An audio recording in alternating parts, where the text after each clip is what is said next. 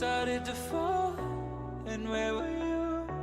How could I know you were falling too? Grabbing the wind, cutting my skin, but it's hard because I'm falling. Tell me why I'm falling. Oh, life's calling, but it's hard because I'm falling.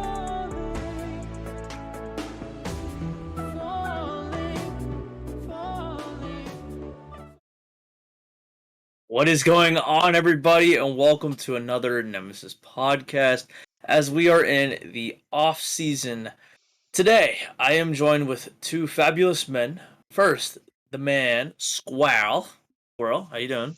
Good. Excited to make my return. Not having a computer throughout the week has sucked, but I finally found some time to be able to get back into the booth. And next, we have Krypus. We have, Krypus. Krypus in the booth. Kryp, how you doing? Oh, I'm Kryp molding all the time. First time on the podcast, actually. Glad to be here. Ooh. Well, I'm glad you can come, and I'm gonna roll right into things as it's the off season, so there isn't too much to talk about. But we're just gonna get right into it. So we have some new GMs to look into. First up, we have Lucian. Hey, I'll just go over all of them and what orgs they go through. We have Lucian for Victory Org, Cool Cow for the Fruit Ninjas, DJD for Space Jam, Smegalodon for the Bird Org. I don't even know. I always don't pronounce it right. Yeah, I never pronounce it right, so I'm not gonna say it. Foam for the War Room, and Glaze for Aeronautics. Now, out of all those candidates, Squirrel, I know you were in there with some of the interviews. Give us a little bit of insider info of actually what happened. So we actually had a lot of really solid candidates this season. I think we had like 16, 15 if you consider the one that didn't show up to their meeting. That's just like an automatic deny. But we had a lot of really good candidates, and we really do feel like we picked the best of the best, based off their not just their interviews, but also their track record in Nemesis and other servers. And we got a solid lineup there, and I think all those people, except for Foam, are really great people. Fortunate that Foam is part of that. But Kryp, out of all the candidates, who do you think will shine the most out of him and why? Well, I don't want to be biased towards the mod team, but Lush has my eyes at the moment. He's one of the nicest guys I've ever met. I would think he ran his org as exactly like Critter did. Yeah. Very nice, very positive, no matter what the outcome is. Always super nice to everyone. So I'm really excited to see how Lush does this season. See, my only problem with Lush is I feel like he's very quiet, and that can be a challenge as a GM. Um, and it can be a challenge as one of the players if your GM's very quiet. You don't really know how to deal with that. But Lush is a solid pick, and I personally I'm super excited for Cool Kyle. He was a player that I wanted to draft on Fruit Ninjas, and just talking to him, he's a great guy, and I'm super excited for him to be taking over that Fruit Ninja spot. And during the interviews, once it was agreed upon that Cool Kyle was going to be one of the top like candidates, I wanted to make sure he got that Fruit Ninja spot. No, I mean, he was kind of under the radar. He was on Flame last season, and nobody really thought to themselves that he would actually become a GM, let alone a divisional rival in the Fruit Ninja. So that's something to actually look forward to and see how he will handle the Flame Fruit Ninjas, the fireworks situation. In my opinion, a guy that we have to actually look out for is Glaze. I understand like not a lot of people know of Glaze to be one of those guys that are a GM possible candidate, but I mean, he's been a staff member, and he's actually asking me a little bit of tips on how to run a org. As I mean, not to to toot my own horn, but I am one of the better, I believe, GMs in the league. So he's been asking me a little bit on how to run things. So I hope he takes some of that. But I think he has potential to become one of the better GMs of this season. Yeah. So some insight for all of you people. The way this works is we interview people, and then management will basically power rank the people that applied. And Glaze when we did our little power rankings, Glaze was just outside of the candidates that got an org, but due to some unfortunate circumstances with Drax, Glaze was able to step up. He was next in line. And that's usually what we do when someone steps down. We just go down our list and ask people if they want the spot, and he took it. So we'll see what he does with that org. I think he'll do great things, especially coming from your org, Dan. I know back-to-back GM of the season. Um, you can probably teach him a few things. Yeah, sorry about that. Just grabbed something on my backpack. But yeah, I do believe that he's going to be something to be reckoned with in the overall side of things for being a general manager. And those are just some of the new people coming in.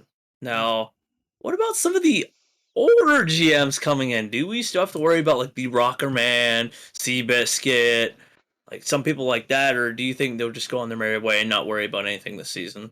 Kryp, I'll go to you for this. Well, depending on it where Biscuit sits, if he goes down to Challenger, sits in Rival, his team is always a playoff contender. So I would say that Biscuit's teams, knowing his track record for playoffs, would definitely be on my radar as a new GM coming in. Hey, Squirrel, what do you think? Um, I don't know. I think the old GMs, you pretty much know what to expect out of them. Biscuit is always going to have a really solid rival team and a really solid lower org team. But then you got people like Bubbly who seem to surprise every season, like with a different team that does well. KN, you know that KN's going to be non-existent and just kind of hope something sticks on the dartboard. Um, Rogue is still pretty new, so you don't really know what to expect out of him. But some good, or I don't expect too much out of him with Luca maybe not re-signing, and I know he gave up a lot of picks for that team. So I really think the new GMs are they're probably set up in a better spot than some of these old ones.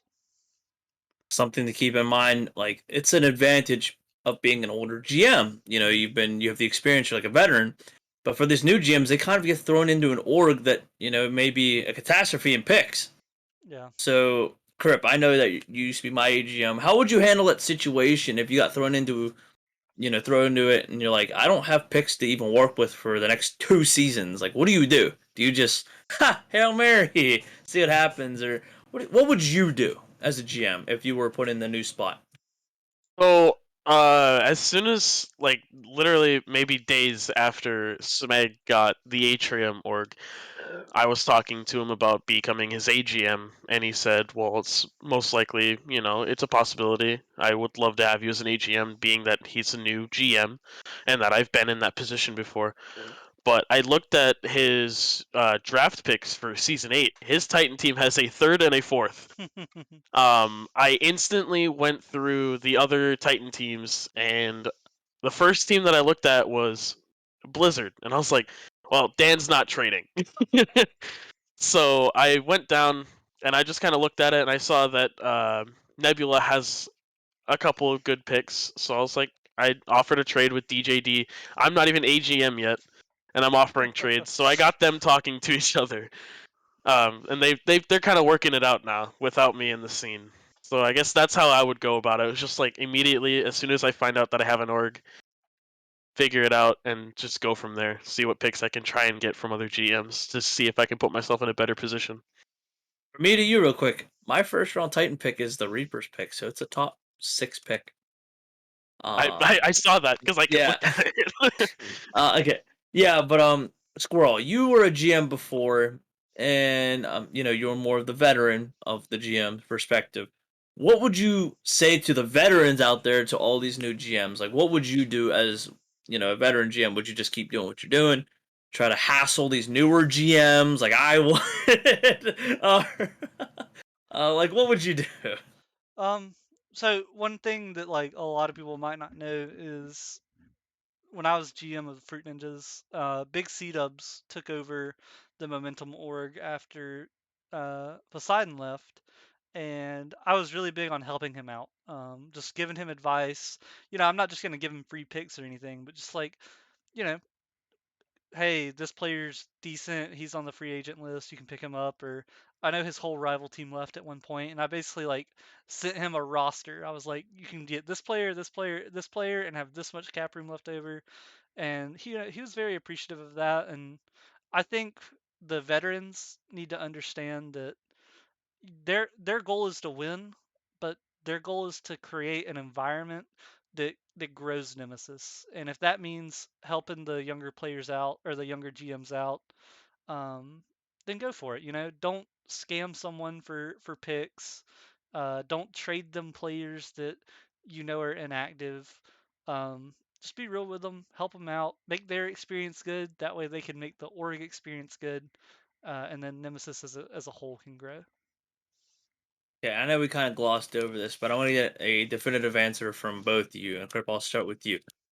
Name me one new GM and one veteran GM that you think will have a breakout season.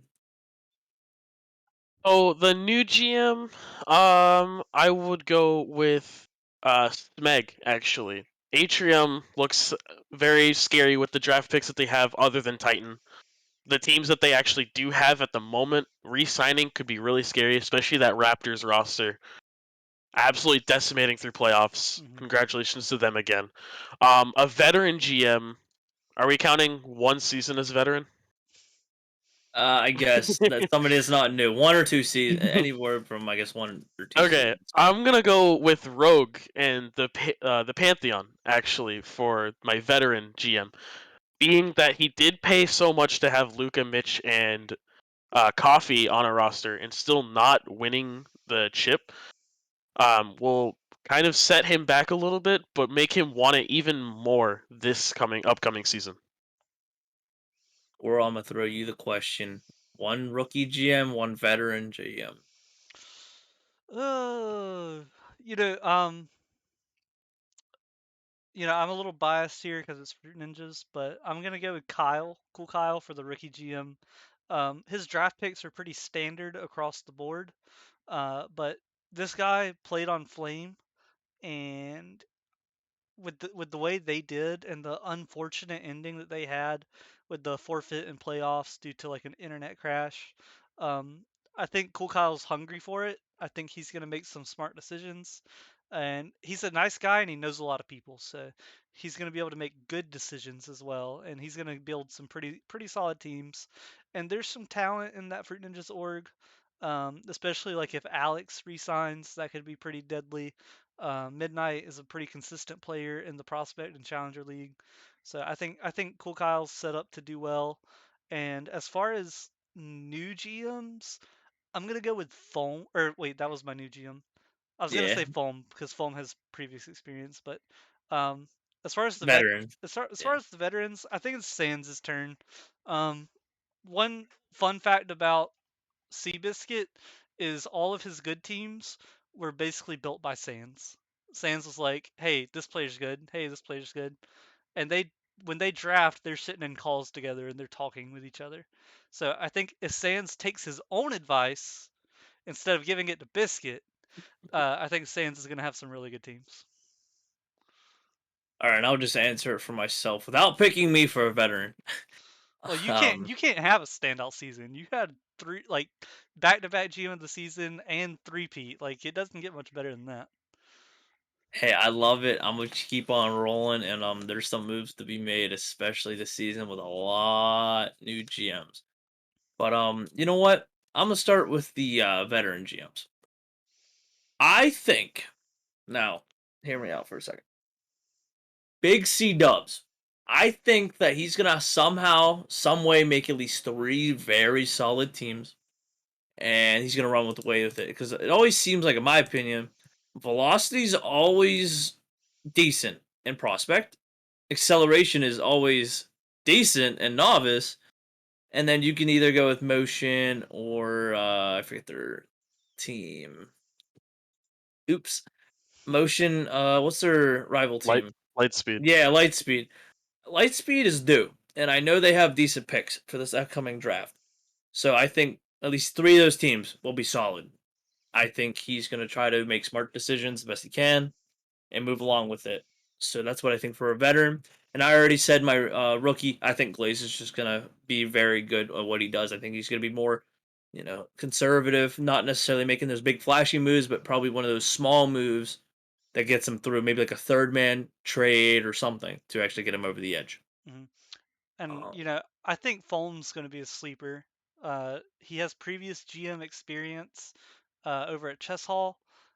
Taking over the War Room, I know that Speed kind of threw a lot of picks away for Mary, but if Mary resigns and she's still like Prospect League, that's a top 5 Prospect League player right there, guaranteed.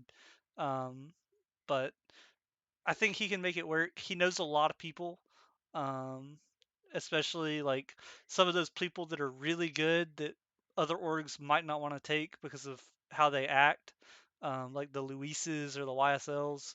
I think Foam can really like bring them in, rein them in, and really like show that potential really well. On the talk of prospect as well, on Fruit Ninjas, Adala really popped off in playoffs. So if he resigns or wherever he goes, that team will be really good. Most likely a playoff contender as well. yeah, for the War Room, I know that he Speed traded away so many picks, not necessarily for Mary, but for Yu-Gi-Oh, or Yeah. however the hell you pronounce his name. I don't know. Everybody says I pronounce it wrong. You know what I'm talking about. He's jumping up to at least challenger. I know he had at least 1560, at least if I remember correctly. So he's not in prospect anymore. Yu-Gi-Oh! Yeah, that. But yeah, he will not be a prospect this season. So that will change the dynamic of that team because I know they traded very high picks. I believe it was 2 firsts and 2 second round picks Yeah. to get him, and they unfortunately lost. Hmm. We're gonna change gears a little bit though. Okay. Squirrel, I know you have some donator info, a leak per se, that you can share with us. So the floor is yours, my friend. Yep. So we leaked this to the donors on the 9th. I don't know when y'all are going to watch this, but if you want some cool information early, make sure you donate. Like I think it's like $5 or sub on Twitch or something or Twitch Prime, and you get the donor roll and you get to learn some really cool information a little bit early. But on the 9th, Rockerman posted uh, how many players have signed up for the league and broke it down like by each skill level according to the last season's MMR boundaries.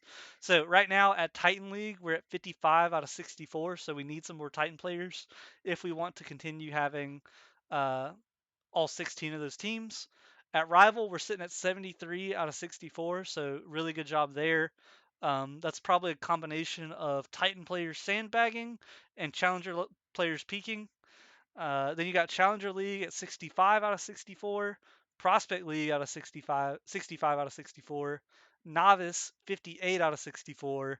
Novice League, always ends up with a lot of players, and then throughout the season, those players play with each other, they peak, and it's really easy to get out of Novice. But right now, we're at 316 out of 320, so just a few players short of being able to run 5 leagues, 16 teams. So make sure you keep recruiting. If you haven't filled out your interest form, please do that so that we can get you in this total, so that we can make the best decision and not have to shrink the league. Thank you for that, Squirrel. And we're gonna go a little bit, towards the same topic. So we just, you just read the donor league of the players in the actual leagues. Now we could kind of base it off the same ranges, but let's talk about the MMR ranges a little bit. And let's start from Titan. There's not as many people as we recommend. So like it's a 64, it's not there yet. So from me just reading that personally, that means the bottom of Titan is going to get even lower. Mm-hmm. You can't raise it; it's the highest league. Yep. So, I mean, how far do we think it's going to go? Do you think it's going to go to just 17, 10, 17, or even below 17? Like, what do you guys think? What do you think, Uh, Kryp? Personally, I think the lowest that it should ever possibly go is maybe 1695. So maybe somewhere in between 1710 and 1695 is where it'll sit, probably forever, as long as Nemesis is around. the lowest Titan should ever go is 1695. It's kind of like that 300 MMR difference between 1700 and 2K. 1695 is it's only one game off. If you're there, you're basically Titan. I mean, Squirrel. based on the MMR you get for winning, all the way down to like 1691 would be like one game off. So one game off. Still one game off. Yeah, that if we don't get players to fill those spots, it's gonna have to go down, and it'll go down far enough to get like we like to start with about 5 FAs in each league. That's what we try to get. Those leagues like Titan, it's a good idea to have a little more because it's so hard to get players at that MMR throughout the season. So picture like where it's at and then move it down about like 7 players on the list, and that's a decent estimate on to fill up those last few spots and have free agents. So anywhere from 1680 to 1700 could be the bottom. And then for the next collective group that we're going to talk about is rival to prospect. Now, those are the middle leagues, so you can stretch the top and the bottom. You can't go one way. So for rival, if we think the Titan's going to go down, that means the top of rival is going to also go down, and then the Yep. bottom of rival might stretch a little bit lower. Or it could So stay the everybody's same. going to go down. Right. That is completely true. So I mean, that's kind of how I'm thinking of it. Kryp, you were in rival last season. And Squirrel, I guess you were too I guess you were not playing, but Yeah. Kryp, how far do you see Rival going down? Well, with the boundaries that they were last season, only being 130 MMR, it was very tight for teams to actually make rosters that actually worked well together. Mhm. And we saw a bunch of teams that got really high MMR players that were looking for that 1585 sub. Uh, Hydra being one of them, getting LSM at exactly 1585. But if it goes down at all, which it should if the top goes down, because less than 130 MMR is difference between top and bottom of rival is it's a little too short for me. I think the lowest it should go is probably the maybe 1575, 1570 area, just to be kind of consistent with across the board, with top and bottom being relatively 200 MMR. Mhm. Okay, we're just gonna skim through this a little bit faster. So for Challenger, I know that was definitely a competitive league. There was a lot of top heavy teams. Competitive as like you had your bottom feeders, and then you had your decisive leaders, right? So do you think we're gonna see more of a competitive balance within that, or do you think it's gonna kind of just stay the same? Um. Well, so I think so just from the top, if the bottom of rival or the bottom of Titan moves down, that pushes some of those rival players up. I think the bottom of rival can stay the same. I think based on the player numbers, Challenger and Prospect are in a good spot. The only thing that could possibly change is how much cap space we allow. But you had basically 4 or 5 really good teams um, that stood out among the rest. Like in Challenger, you had Ascension, Raptors, Flame. Um, there was another one. I forget what it was. It's been a Motion. while. It's been a Yeah, while. Motion. Like there were some solid teams in there, and whenever you have 4, 5, 6 good teams, I think that's a really good spot to be at because not everyone can be the best, not everyone can be the worst.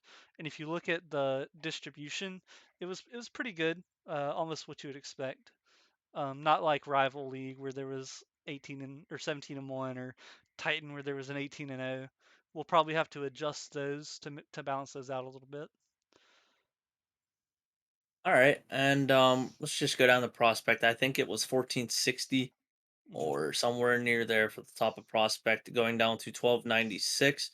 That's a huge difference. That's I mean, it's Champ 3, GC1 area.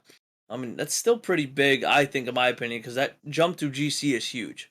Hmm. So, do we think it's going to go up or down? I know that we've been talking about it can go either way. And we're all just being skeptical, seeing what's up. Kryp, what do you think is going to happen? Well, to base prospects MMR, I think you should base novice and challenger first. With novice being already almost 300 MMR difference from Diamond 3 up to Champ 3. Yeah. That's a bigger jump than Champ 3 to GC 1, Yeah. if I'm honest. So if anything, novice league should go down, and then prospect, the bottom of prospect should go down a little bit as well. Not terribly, but and then the top of prospect could probably come down to like 1450 to be like right in that middle, right there. All right. So we're talking, novice is going to go a little bit more competitive in a sense because the Diamond 3, I know, cannot compete with a Champ 3. That's not how it works. Unless it's a really bad Champ 3. um, Squirrel, I see you nodding your head. What are your thoughts? I think there's a lot of sandbaggers, and that's the reason why novice has gotten so bad for the boundaries. Because we don't want to just like cut out a large part of our player base. We've already grandfathered people below 1K up to 1K. Realistically, we should be cutting that back even more to make novice more competitive, but that's a lot of players that would be cutting out. But and because people just keep sandbagging lower and lower, that's why the boundaries are 1K to like 12 something. If it were up to me, I would just cut out. I would start novice at like 1100, and then some of those prospect players maybe bump them down a little bit, but go like 1100 to 1250. Make it more competitive, and then push some of those people where they belong in prospect. Yeah, novice, you can definitely tell the difference between a good novice player and a kind of a bad one, Yeah, mechanical wise. like Because that's what like most novices look like. like Rooney should not be novice at all. Hey, I drafted him. Yeah, well, I'm gonna Titan Council his ass up to like rival league if I could. Damn. Sign Rooney on the whiteout train. Yeah. But Can't yeah, wait to you see can you get definitely killed. yeah, you can definitely see the difference between like a very mechanical player and novice and Mhm. compared to nobody because just the way they aerial, you can tell that they have a little bit more game sense or even could just have mechanics to hit it. So we will see how the novice league goes. And this is a little bit of a shorter kind of podcast that we had today. Thank you everybody for listening, but we're just gonna go around the table one more time. Kryp, do you have any final regards? Anything to say as of right now to what we can see for the upcoming season, or just in general? Just say hi, whatever. Do whatever you want. Season 8's really going to be one of the most competitive seasons. Season 7 was definitely the most competitive so far. Season 8's just going to build on top of that. But I appreciate you guys having me on the podcast. Squire, what do you have to say?